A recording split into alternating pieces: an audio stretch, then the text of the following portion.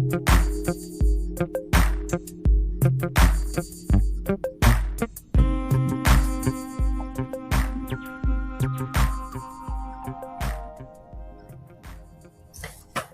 welcome to Under the Influence with your host here, Kevin Binion, and I'm very glad to have you guys on the show tonight. All of you who are listening, all of you guys who are viewing, all of you guys who are watching. Welcome, welcome, welcome, welcome, and we are very glad to have you here. And I'm excited about this broadcast tonight because I have my son on the show tonight, Mr. Randy Johnson Jr., as he likes to call himself. And we're going to have a great show tonight. We're doing something a little different. We are going completely off script. And so I am really excited and happy about that. And this is the person, if I was going to go off script with anybody, this will be the man that I'd want to do that with. So I want you to welcome my son to the show, Mr. Randy Johnson Jr. Son, what is happening? How you feeling? Hey, I'm feeling good there. I appreciate it. I'm glad we was able to get everything to go through this time with the last time, so I'm just happy to be here. No Well, complaints. good. Well, I'm glad you're here. You're looking good. You look like you're ready to go too. You got the mic, you got the sound effects, you got everything ready to go. And we just gonna go and have a good time tonight. And we're gonna have a good show. We're gonna go completely off script. And we're just gonna talk. We're gonna talk about leadership. We might talk about some other things, but I want you to just give your thoughts, give your insight. People don't know anything about Randy. Randy is my spiritual son, and he has been so since probably since he was in his last years of high school. It's been that long, and he has followed me.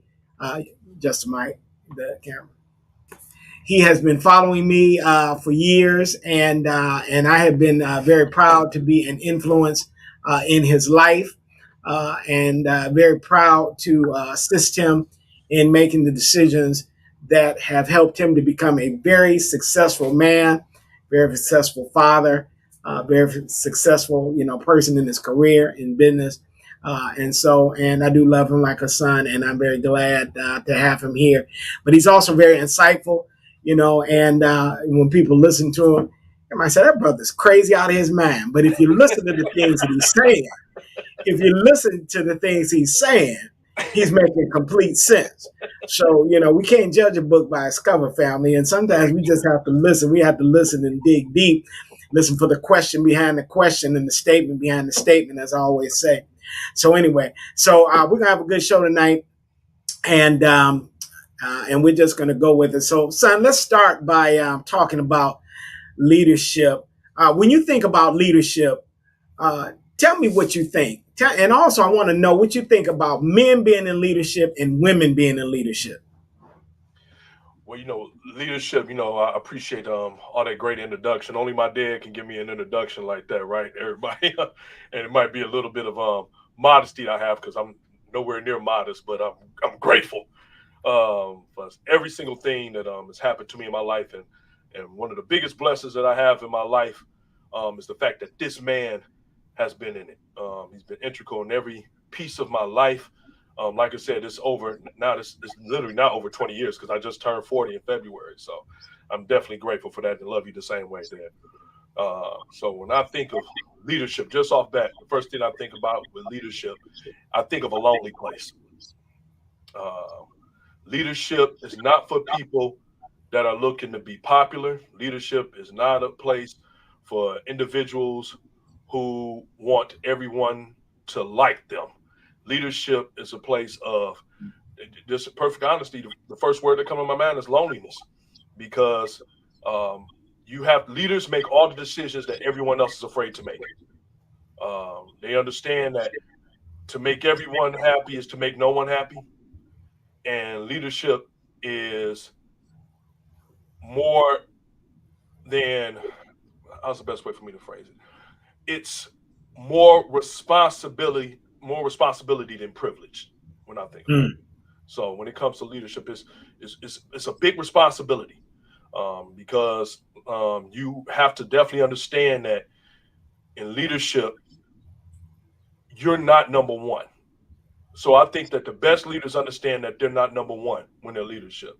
Everyone else plays a part, and they understand that they do what's needed as a whole So it's a compromise, but at the same time, it benefits everyone. That so when I think of leadership, that's what I think of right off the bat. Tell me the differences, Sam, between men in leadership and women in leadership. I think when it comes the difference between men and women in leadership, in all honesty, I think it's just pretty much gender.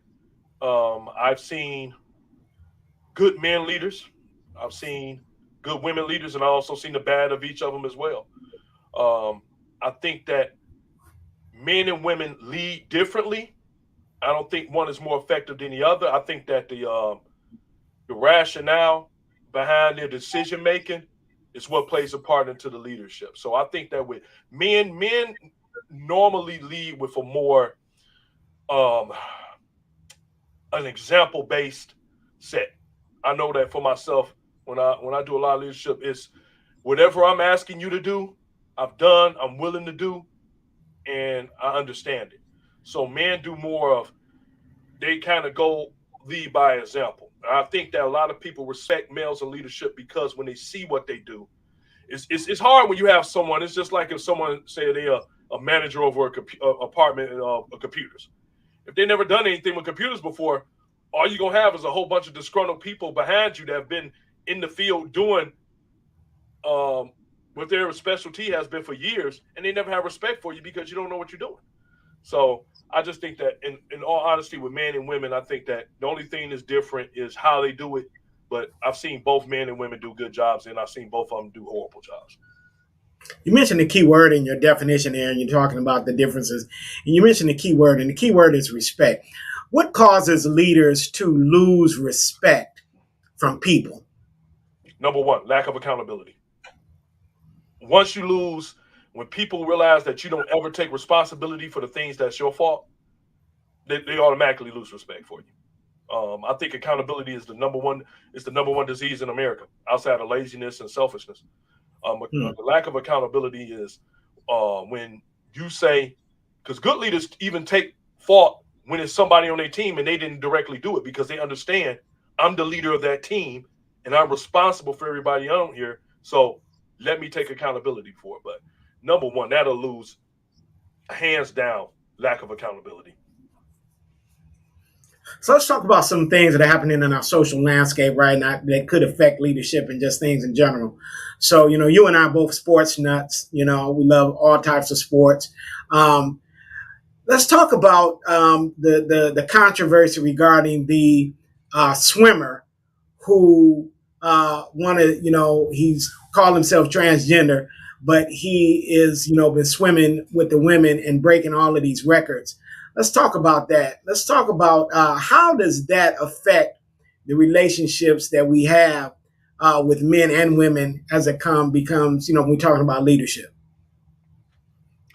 Well, you got this individual.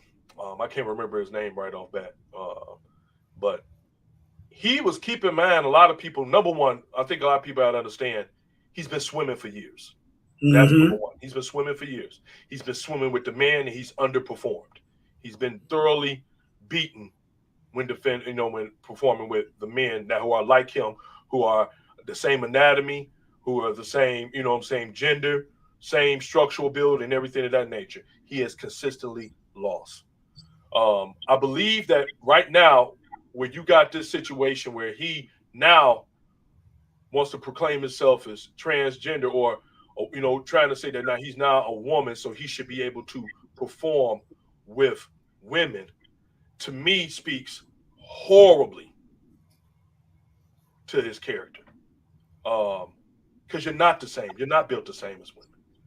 And we've not only seen it, I know we specifically talk about him with the swimming, but we've seen it in other sports such as track and field. We just saw it in the recent Olympics with weightlifting, where a Mm-hmm. man said that, hey, I want to be transgender. And they changed the rules really quick. Where normally these rules take years to change, they changed them quick.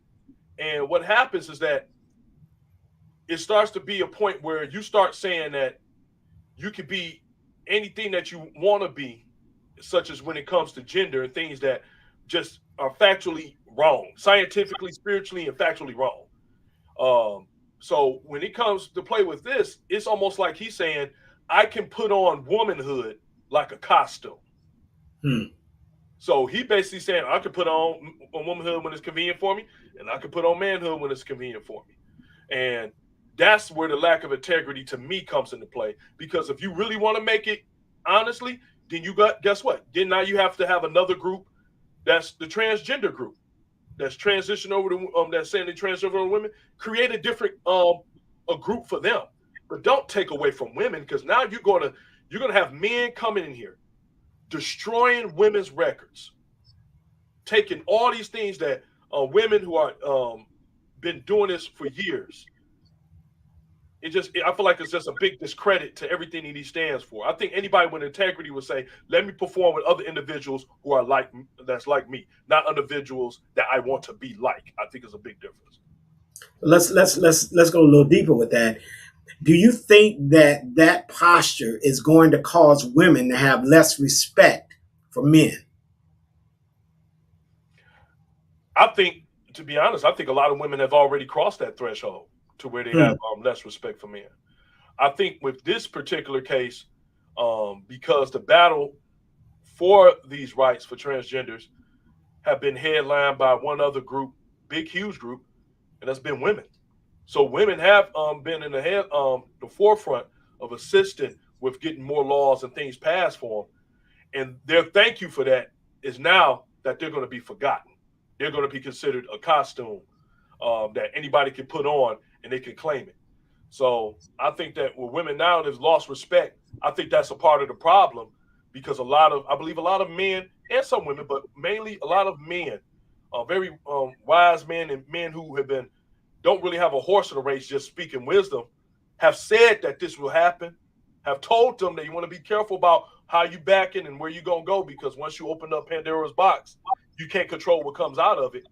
A lot of women have been forewarned about this, and men, a lot of people been forewarned, period.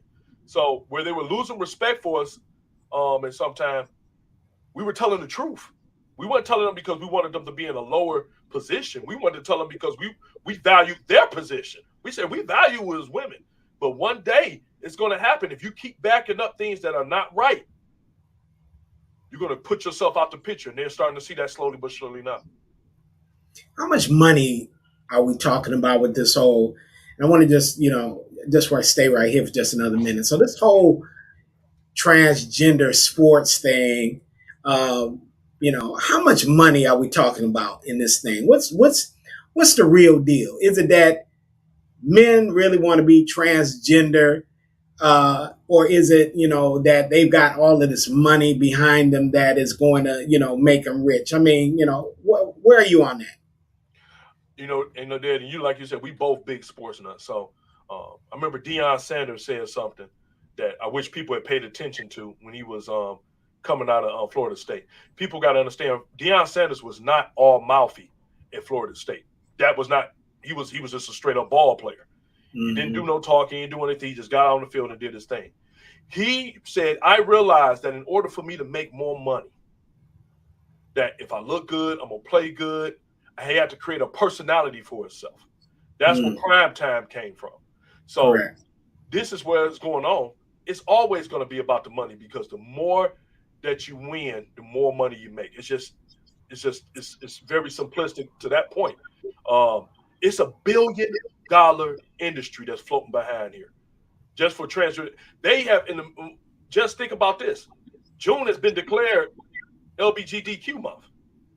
I don't know how Wow. long this has been. This has just happened. And you see with everything, even the NFL, every major sports organization is jumping on board. They're bringing out rainbows, which is I never understood how they're taking that symbolism for the group. But they're taking the rainbows, they're putting out pride and everything else to support. They're pouring into it. It's a big, huge money industry, and it's big backing. They're waiting for that one super athlete to come along. And that's what they're really looking for. Because now, if you have the super athlete, the individual that can perform, all that talking stops. They'll say, "Well, no, look at them. They doing awesome." So it's just like in the NFL. They're on the search for that first gay NFL player that's going to be a monster on the field, so no one can say anything about it. Same thing in every other sport. It's just huge money, and in every decision I realize in the world, and money is driven by it.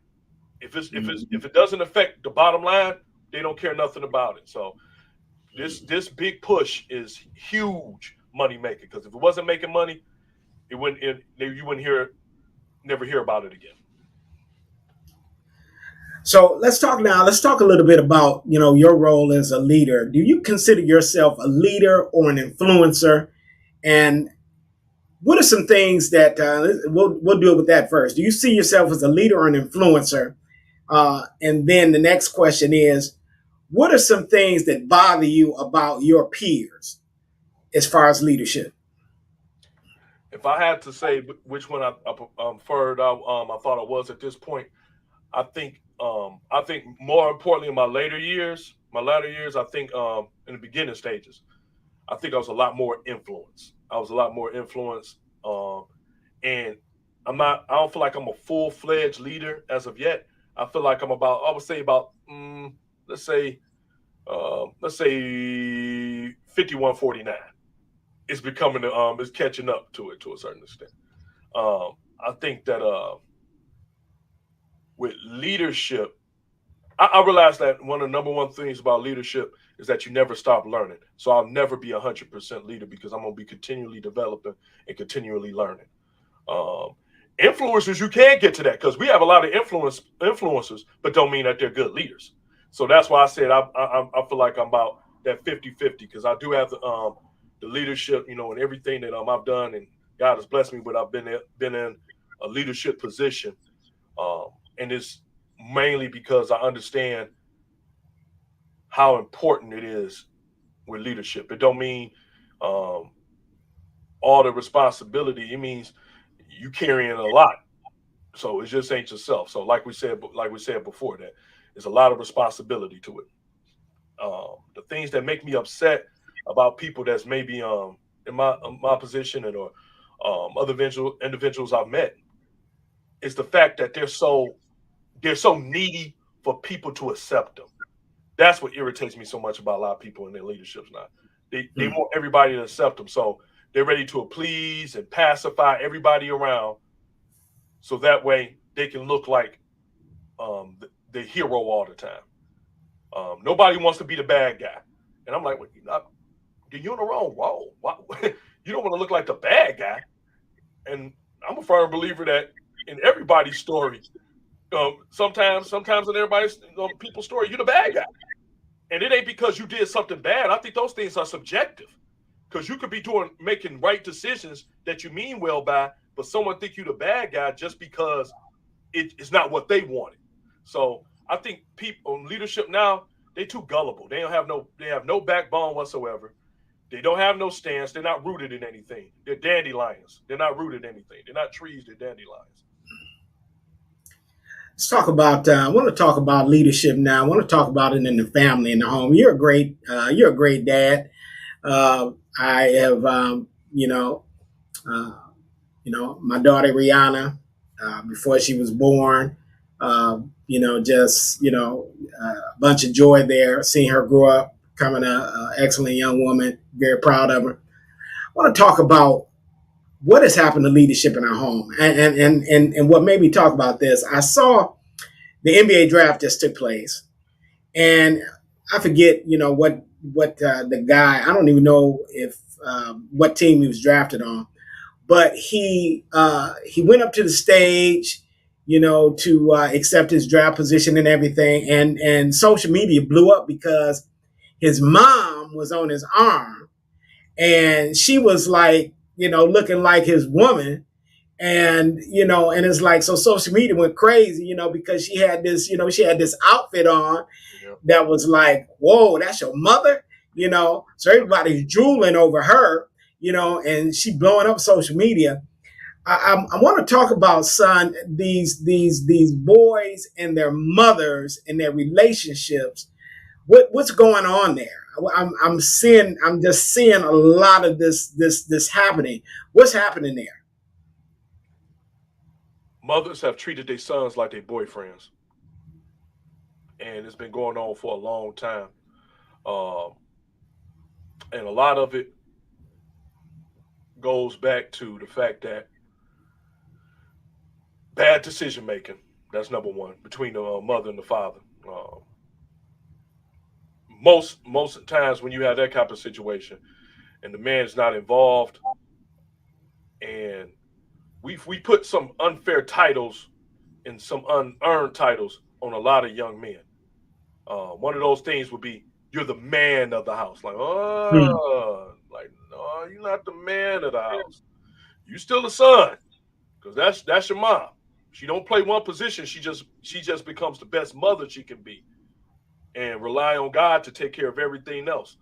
Um, but they've done that so many times. It's the wording, and more so than I know anything, the power of words are incredible. It's just words. You just speak things onto people. We've spoke like you said. Well, I was the dad in the house. No, you wasn't the dad in the house. You happened to be the older brother, and you got a mother who, at this time frame, you and your father wasn't together. That's it. And we're not just talking about the things that he might have seen and how she displays relationship wise in the house, but it's been like that. If you can see in the draft so many times, or any other place, that it's always an emphasis with a lot of these young players, especially African American males. It's always on the mom. The mom, how your mom do, how everything of this nature, and and I give great applause out to because there is some mothers out there who've been given, through the choices, whatever how it may be, you had to step up and you had to be a single parent. But there are also households where it's got two parents. And I've even seen where it's been both parents, and they purposely put the father in the background. And when the father does try to step up and everything to it, um, he's an issue. So I think a lot of times they love the dynamic of pushing fathers out of the picture. Like, okay, we like this story because it's a story we always hear all the time. Young black kid grows up in the hood, grows up in poverty, single mother house, single parent household, mother take care of him. He's the man of the house. It's all these dynamics that always trying to push males into that. I think that as a whole, it would really be proper for a lot of these mothers to do. It's like this is my son. You're not his woman. He's not your man. You're raising him. You know what I'm saying? You're not doing anything else. That's what your job is. And I think that dynamic is doing a lot of disservice to a lot of individuals because it makes it look like the man is replaceable or the father is replaceable in every step of the way.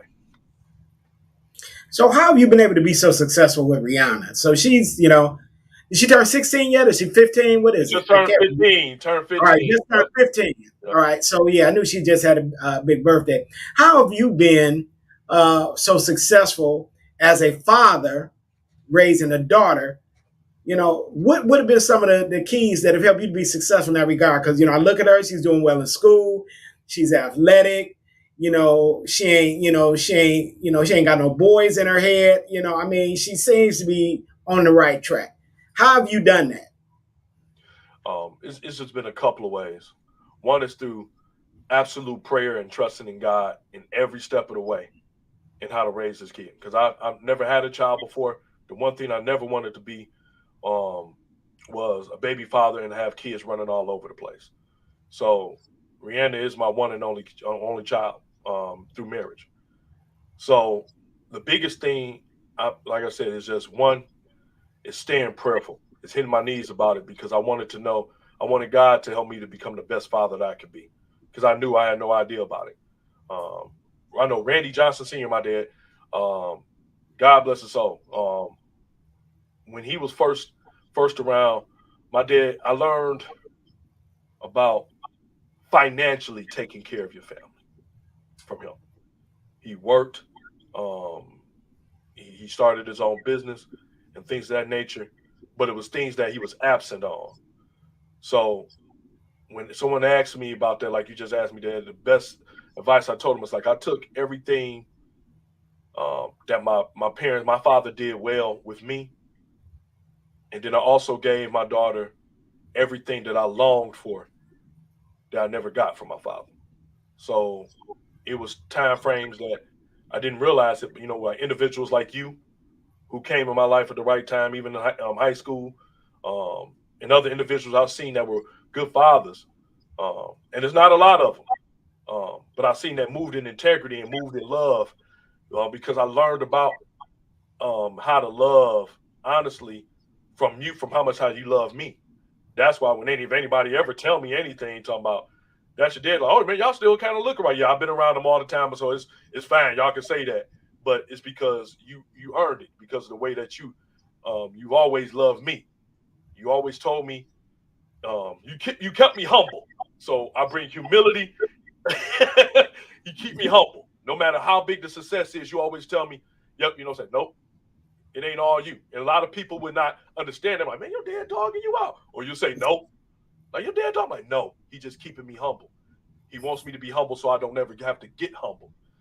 And um, I just did that with my daughter. So I loved her. I tell my daughter I love her about 100 times a day, all the time, no matter how much it is. Not only do I tell her, I show her. Um, the biggest one that I think a lot of men miss out on is time. You can always get more money. You can always get all those other things. You can make more money. You can get moving more jobs. You can do all these things that you can even imagine. But the one thing that you can't buy nowhere, not at Walmart, not at Amazon, nowhere, is time. When 24 hours is gone, it's gone. You can't get it back. Whatever you did in it, that's where it's at. So I promised myself, and I remember being in the hospital, holding my daughter, and I held her the whole night. It was just so incredible. And as soon as I had her, I said, God, I give her right back to you because I know that you can do better by her than I can ever imagine to do. And I just said, God, I want to be able to be there for everything. I haven't missed anything for my daughter. I haven't missed a field trip. I haven't missed an award show. I haven't missed a baseball. I mean, no kind of games, no sporting events. I'm there with everything for her, and I'm proud of that. People would ask me, "What you going on this vacation?" I'm gonna go on a vacation, but I'm keeping this time because I want to be at everything for my daughter. Parent teacher conferences, everywhere. And I'm proud of that. I'm proud of being every school she goes to every year. They give me an award for being a parent of the year because the parents know me, the principals know me. And like I tell her, I said, that you want to have a good reputation, no matter what it is. So, and then talking to her, everything, time and talking. You got to be honest with your children. And that's the biggest thing, having honesty with her and just spending that time with her to the point where I thought one day she'd get tired, and she hasn't got tired. Thank God that she loves being around me and I love being around her. So I always wanted a big family when I was younger, and I just didn't know what came into detail with having a big family. But um, in replace of that, until wherever God see fit for me, instead of just having such a big family, I love her big. I love her as big as I possibly can. So that's the biggest thing. I think it's time, and that number one. And the other thing, you got to want to do it. I think fathers come out here sometimes and get their kids for a weekend or the other weekend when they can help it. I ain't talking about fathers that are fighting for custody and things, but when you can have openness, you got to understand that this kid didn't ask to be here. This child was here for you. You created. You got together with somebody. No matter what happened, whether y'all together, whether y'all not together, you gotta pour into your child's life. With everything you tell them, you better make sure that you're doing the same thing. So having that integrity, being humble, spending the time with them, sharing in the laughs with them, celebrating them, um, critiquing them, not criticizing them, um, and promoting them to never quit. Because that's the one thing I tell her all the time. I tell her never quit. Because we got such a defeated young people to me now just seem like they just quit at the drop of a hat every time they get in Mm-hmm. a position. And when I see my daughter, she doesn't quit. And I still that too. I say once you start quitting, it's going to become habit. So that's the thing too. I invested the time in her, and I just understood the value of what God gave to me with my daughter. She's a gift. She's the best gift I ever had in my entire life. Probably be the best gift I ever get in my life. And I just appreciate and I valued it. I said, I'm gonna be a good steward. God, you gave me her in my life, and you gave me, her. You could have gave her to anybody, but you gave her to me. So I'm gonna love her. And I'm gonna ask, and I basically I'll just be asking God, love me, love, through me, love her the way that she deserves to be loved. And because some days you get pissed at your kid and you ain't got the words, but thank God, I'm saying the best thing ever. So Yeah, I would say those things. Time being number one. You got to put in the time. Got to put in the time. And that's my favorite phrase now. And I tell everybody, you got to really be willing to put the work in, especially when it comes to parenthood. I want to kind of stay on parenthood, but I want to shift a little bit to um, parenthood in entertainment. You know, the roles that are in entertainment. I specifically want to talk about the Power series.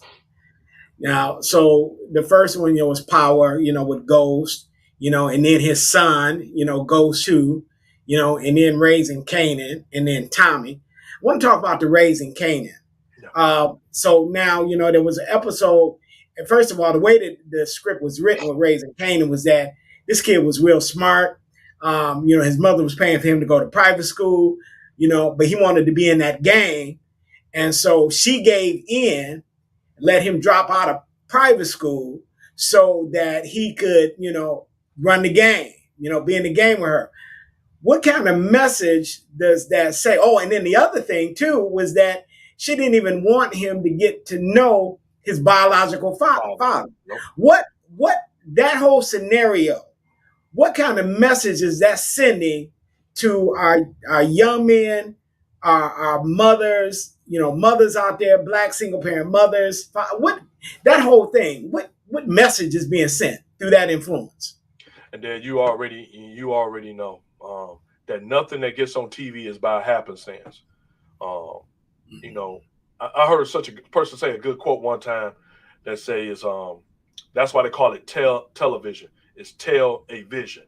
So it's pretty Mm, much trying to broadcast what they want you to take in. When you see a situation like that, that's exactly something. We've had some of our when we coaching, we've had some of our football players that have come from great homes. I mean, when we were over there, you got both of the parents working and things of this nature. And I remember we was walking around the school. I remember one time you made note of one of them, like, this dude want to be in the street. His mom was a mm, lawyer and his dad worked, his dad worked like a big time mm, investor for Northwestern Airlines. Because we was over there in what's that, UD Jesuit. It's a private school. yeah, And we looked, I'm like, you don't have no idea how blessed that you are. You don't understand how much that a real young guy that has nothing, that grew up in poverty, would trade spots with you in a heartbeat. And I tell people that all the time, that people that are really grown in impoverished conditions, they would trade if you had to give them another choice, they would trade up quickly, especially young men. When you see that private school, his mom in the game, that's how she was paying for it. Uh, all he saw was something that he was intrigued. He liked the lifestyle because even when he got mm, into it, he didn't realize everything that was really coming into it.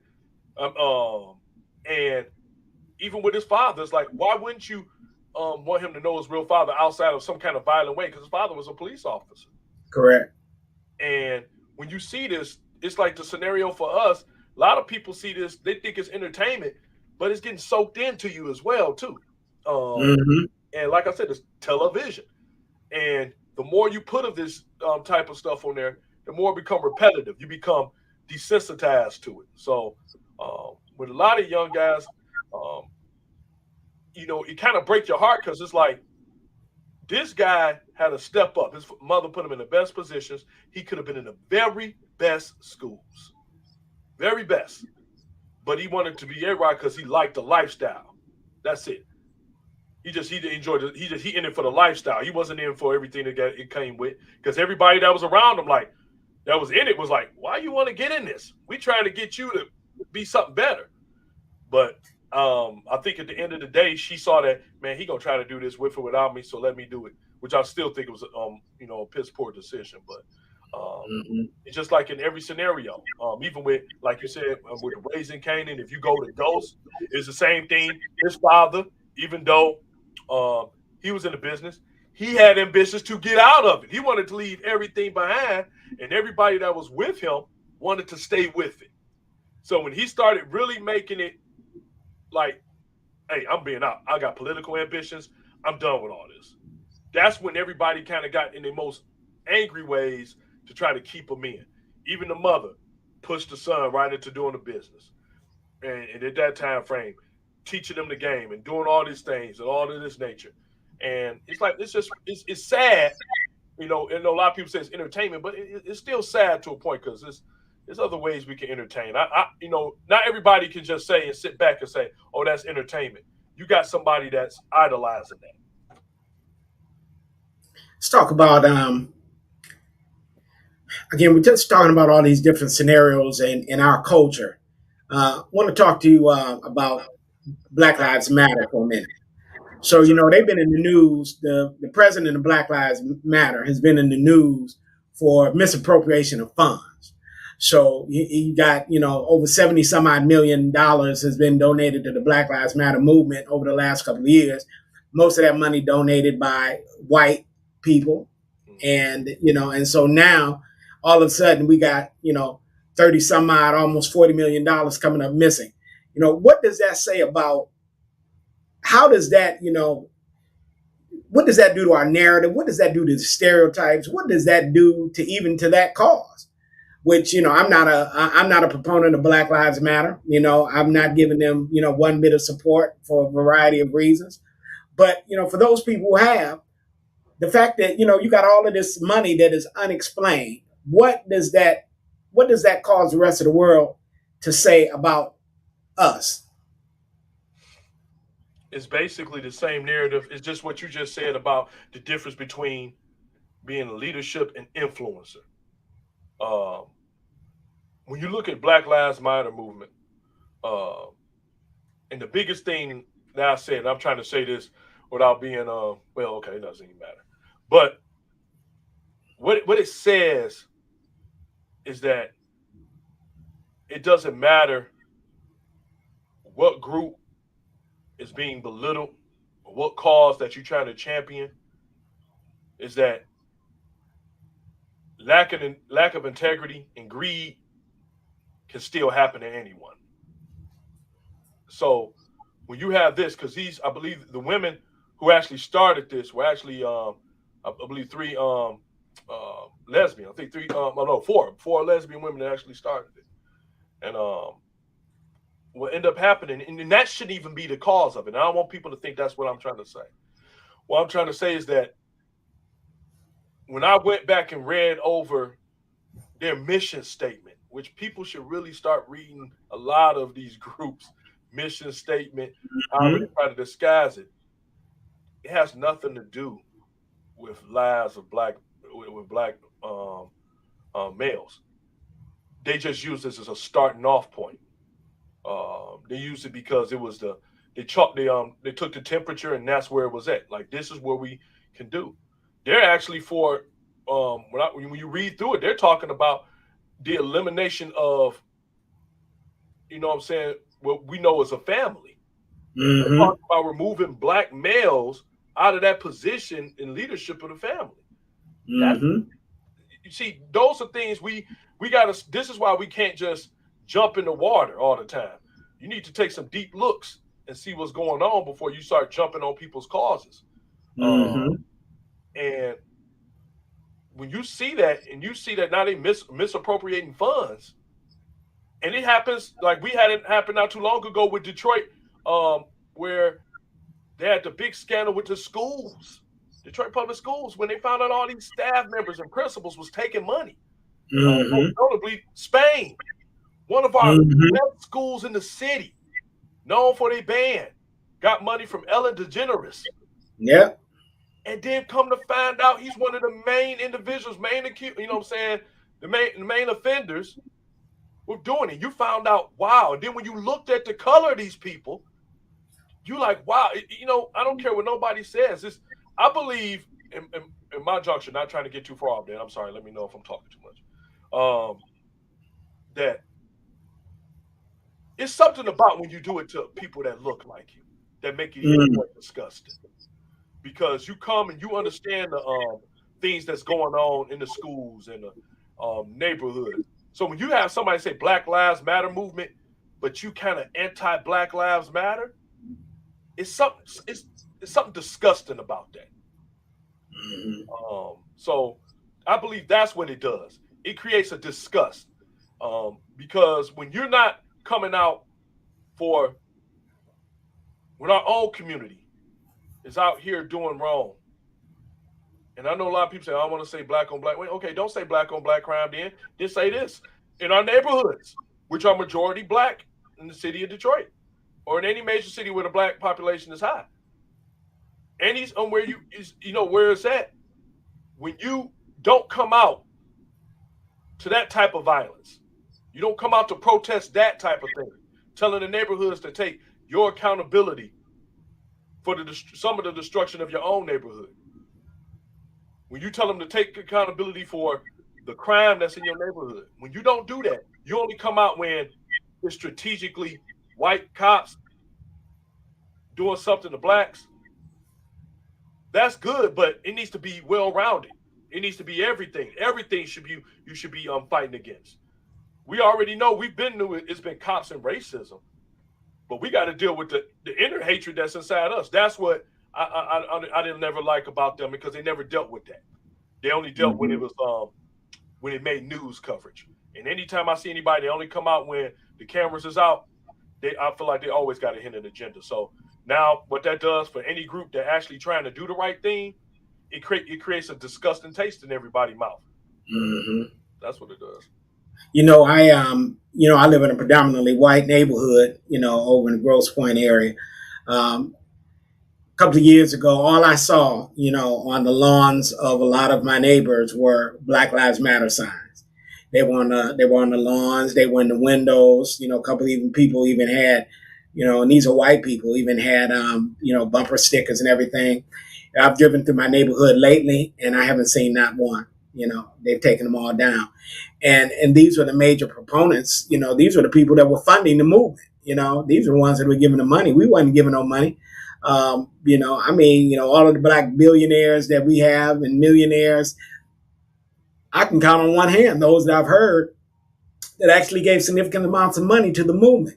So I want to talk to you about, financial, our financial commitment to leadership. Why are we not backing? We got some African American leaders that, young men, young women that really have the potential to do some great things. Why are we not backing them financially? Why are we not putting the money behind them financially so that they can have a greater voice? I think that what happens with individuals, and I've seen it in just working in business when it comes to when people don't speak the language of integrity, they had a hard time backing individuals. And I've seen it firsthand. I've seen it in just business dealings. I've done what you did, and when we've done been nothing but upstanding, but people will have a like, I don't know if I trust this guy to be at the top. Now, they really trying to do everything fair. They even witness the fairness to everything that's being done. But because they're so used to being highly manipulated by lies, that's what they tend to go after. And I've noticed that so much. So when you have people that actually have really good ideas and that should be funded, they don't get funded because there's no jip jab, no rigmarole, none of that. It's just straight evidence, and this is what we need to do. I think a lot of people have a hard time backing individuals that demand not only accountability, but everyone be accountable. People don't like that. I don't think people like that accountability. So that obviously has done something to, and I agree with you on that. That it's because we keep fulfilling the stereotype so much, it caused a lot of people to be suspect of our move. Um, I want to talk about another aspect of of African American leadership, and I want to talk about now. I want to talk about the ratio of women to men in the African American community that are vying for leadership positions. Now, the most notable right now is Stacey Abrams, who wants to be the next governor of Georgia. What do you think about this push for black women to be in leadership? We have a black woman who is vice president of the United States, who I think has done a horrible job. Um, what is going on with this push to get black women in leadership, and where are the black men that normally would have held those positions? I think what we have so often now, when we have in the black community, is that we even see it in some forms of education. Like you have more, um, it's reported that more women are getting more degrees than men and things of that nature, and which really historically has been the reason why, in that particular, because most men um, were coming right out of high school and honestly really getting really good jobs for the most part. They were getting really good jobs. They was either going to the factory of things, everything of that nature. And what ended up happening is that they made real lives for themselves, taking care of their families, and then all of a sudden, during that time frame, when it was needed, a lot of women was going to school. But what happened is that when you have a case like Stacey Abrams, who I can't lie, I do like Stacey Abrams. Mm-hmm. I think she's outstanding. I think she should have been the choice for vice president if they had to pick one. Her I and agree, 100%. there's another woman that's down in Florida. I wish I could remember her name, but she was over the Orlando. She was the police chief for the Orlando department. Outstanding. She had an Mm-hmm. outstanding record. I'm like, that's who y'all need to Mm-hmm. get. Um, I think that what happens is that um, in one aspect, it's just a lot of women have had to step up to the plate because of the lack of accountability and leadership that a lot of brothers have taken for the most part. A lot of brothers have kind of shied away from the position of being on top of being in leadership. Um, Now, I think that is being overblown because the more that they put it out there, the more it start getting into a lot of people's head, especially young black males, where they start hearing it so often, they start believing it. And I would say there to a certain extent that I think that it's just a push because some people believe that maybe a lot of African American women are more controllable. Like if we get her in this position, she could be more controllable and things of that nature. I've seen it like where you said with the vice president we have now, she's literally non-existent. And prior to her even getting in office, I knew she was a horrible choice. I said, do y'all see she was, I mean, come on, she was the district attorney for California. There's only one um, place in the United States that put more black and brown people behind bars for unfair legal practices than her, and that was the District of Columbia. So when you see something like that, I already knew it. It was about a look. They wanted her to look the part. They wanted her to look cute Mm-hmm. because that's why he went with her. She dominated him, was dogging him out and saying other stuff about him during the whole process of the Democratic what I'm saying, through the whole Mm-hmm. process. He went into the debates. She was saying derogatory. She was calling him everything under the book. And then he picks her. No, no, it didn't make any sense. I think with a lot of leadership now, and we've seen it, and I think a lot of women agree with it too. A lot of women, um, and not being sexist, some women are not cut out for leadership. And it really has to do. It has nothing to do with experience. It has nothing to do with that. It has to do something with the mindset of some women that get into leadership. I've heard just from some women where they'll say, she'll get in here and it seems like she gets so much to where she wants to flex her muscle. She wants to show that she's capable of it. Have we seen men do it? Yeah, but we've seen it more so often with women, where they flex their muscles. They're doing things they're not really supposed to do. Um, it seems like they're hard to work with, um, and in some cases, they're extremely unfair. They're very biased in the things that they do. So I think the push is that they believe that we're having more women in the higher place, especially African American women. They think it'd be more controllable. Whereas, sometimes you have some men, and unfortunately, we've had men that got in office and got in positions, and they've been corrupted. So a lot of it is kind of two ways. A lot of brothers that got into those offices was piss poor when they got into them. Not all of them, but a lot of them. You look at somebody like Kwame Kilpatrick, who pretty much had it. You got it handed to you. You was across the whole entire nation. Everybody thought so much bigger. You look at this young guy in Detroit. Look at this is incredible. And then what happened? You got your mother, who's been a staple. in politics forever, and your father who been a staple in the streets forever. That's the two parts they all forgot. And then he get in there, he has all this stuff. He could get on there, he can lie like a Persian rug. He got caught, and even him getting caught, he still felt entitled that he could do the same things he wanted to do. So I just think that a lot of times, a lot of the men, some of the black men, because I want to take back that a lot. Some of the black males in leadership blew it. Now that they can put more black women in leadership, they feel like they can be more controllable. I think it's both ways. I think it's two reasons why it's happening now. Let's talk about black men and white men in leadership. So we obviously we see a lot of black women rise into power.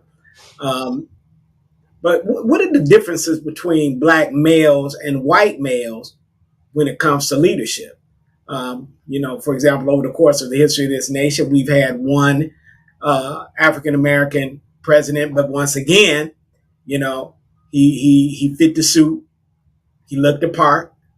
You knew he was black, but then you didn't know he was black. Same thing with Kamala. She fits the suit, she looks the part. You know she's black, but then you don't know that she's black. But what are the differences between when it comes to white men and black men in leadership? All of this talk about equality, equity, but what's really keeping us apart? The biggest thing that keeps us apart when it comes to black men and white men, number one is perception. It's just perceived that white men are better, and it's even by sometimes our own women that they're just perceived as better. They've placed themselves in such a position of being the top of the food chain amongst people for so long that in everything, like you said, that you think about it, the saddest thing I think we ever have in this country is that we keep talking about the first black, the first Latino, the first China. Even right now in our history and how long this country has been around, we're still talking about the first. And it's because it's been biased and racist for that long. Even in the NFL, where it's 75% in every sport, just about outside of maybe baseball and hockey, it's almost it's a vast majority, over 75% is African American or people of color, period. But in the leadership head roles, it's under 5%. Mm-hmm. There's something wrong with that. When you think, they say, well, we don't think he could command men or do this and everything of this nature.